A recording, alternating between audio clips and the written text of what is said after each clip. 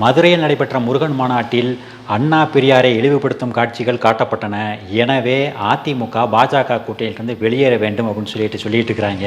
இவங்களுக்கு எப்படின்னா எனத்தையாவது ஒரு சிண்டு முடிச்சு விட்டு அதிமுக கூட்டணியிலிருந்து பிஜேபியை வெளியே எடுத்துறணும் அப்படிங்கிறதுல தான் இவங்களுக்கு தீவிரமான நோக்கமாக இருக்குது. முதல் ஒரு விஷயத்தை புரிஞ்சுக்கணும், இந்த மாநாட்டை நடத்தியது இந்து முன்னணி. அதிமுக ஜஸ்ட்டு ஒரு கெஸ்டாத்தமாக கலந்துக்கிட்டாங்களே ஒழிய அந்த மாநாட்டில் நடைபெற்ற எந்த விஷயங்களுக்கும் அந்த நிறைவேற்றப்பட்ட தீர்மானங்களுக்கும் நடந்த நிகழ்வுகளுக்கும் அதிமுகவுக்கும் எந்த சம்மந்தமும் இல்லை. ஜஸ்ட்டு நூற்றுக்கணக்கான அமைப்புகள் கலந்து கொண்டன. அதில் பிஜேபியும் கூட்டணி கட்சியாக இருக்கக்கூடிய அதிமுக ஜஸ்ட்டு கெஸ்ட்டாக தான் கலந்துக்கிட்டாங்களே ஒழிய அவங்களுக்கு இதுக்கு எந்த சம்மந்தமும் இல்லைங்கிறத ஃபஸ்ட்டு புரிஞ்சுக்கணும். ஒருவேளை அப்படித்தான் சம்மந்தப்படுத்திக்குவோம் அப்படின்னு சொல்லி போட்டு நீங்கள் சொன்னால் திமுக கூட்டணியில் எந்த கட்சியுமே இருக்க முடியாது. ஏன்னு கேட்டால் அறிஞர் அண்ணாவுடைய வாழ்நாள் லட்சியமே என்ன அப்படின்னா காங்கிரஸ் கட்சியை ஒழிச்சு கட்டணுங்கிறது தான். காங்கிரஸுக்கு எதிராகத்தான் கடைசி வரைக்கும் அரசியல் செஞ்சார். ஆனால் இன்றைக்கி திமுக யாரோட கூட்டணி வச்சுருக்கு? காங்கிரஸோட தான் கூட்டணி வச்சுருக்கு.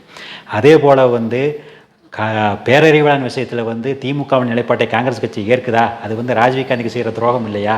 ஆனாலும் அவங்க அதே கூட்டணியில் தான் இருக்கிறாங்க. முதலமைச்சர் மு.க. ஸ்டாலின் அவர்கள் எந்த பதவிக்குமே வரக்கூடாது அப்படிங்கிறதுக்காக ஆரம்பிக்கப்பட்ட கட்சி தான் மதிமுக. ஆனால் இன்றைக்கி அவர் எந்த கூட்டணியில் இருக்காங்கிறது எல்லாத்துக்குமே தெரியும்.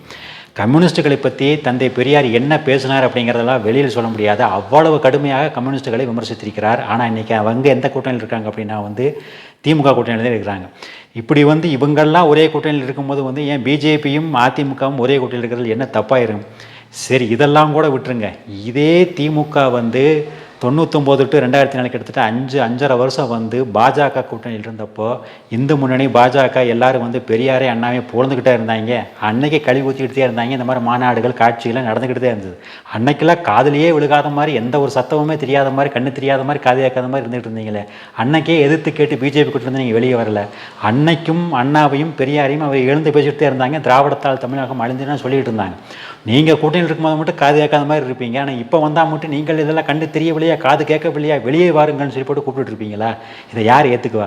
அதனால் என்ன அப்படின்னா இந்த விஷயங்களெல்லாம் அதிமுக தயவுசெய்து தெளிவுபடுத்தணும். அவர்கள் ரொம்ப அமைதியாக இருக்கிறாங்க.